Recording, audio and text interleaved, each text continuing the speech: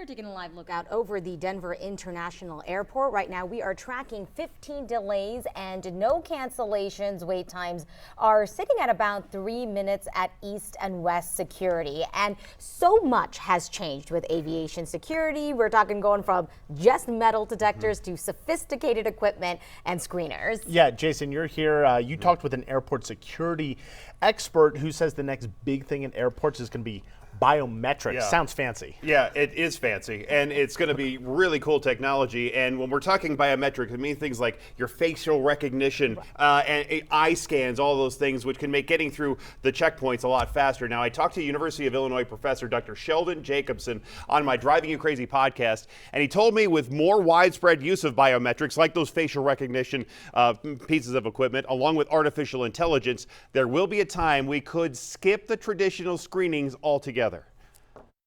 So do you think the increased use of biometric data is going to make travel safer from the standpoint of security and separately from the standpoint of the passenger? Facial recognition and biometrics in general is truly the game changer when it comes to airport security, because somewhere in the future, many years down the future, if we know you are who you claim to be and we know you are not a threat, then why even physically screen you? There will be some subset of travelers with appropriate vetting that may not require any physical screening in the future.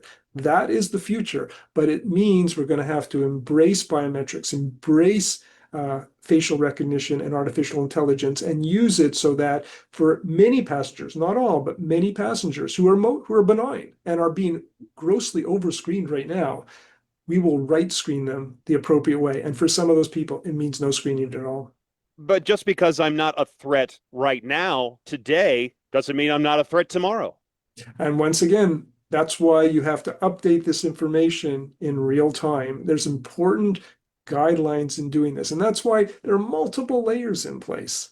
And we want to look at the whole gestalt of the system, not just any one individual component.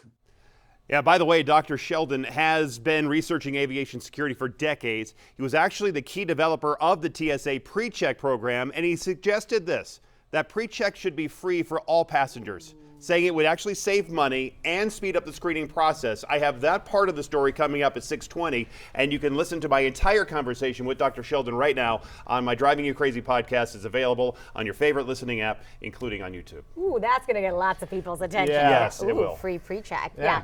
Fascinating to think Yes. about how much security Yeah. screening can change even more than what it already And he said you has. could basically be walking through a tunnel, it scans your face, it scans your body, it scans your luggage, it scans everything, and you just keep walking right through security. And So- then like that, you're done. I take it means we can keep our shoes on. Yes, you can keep your shoes on. With PreCheck, you already can. You already can't do that. All right, let's get a check of the weather.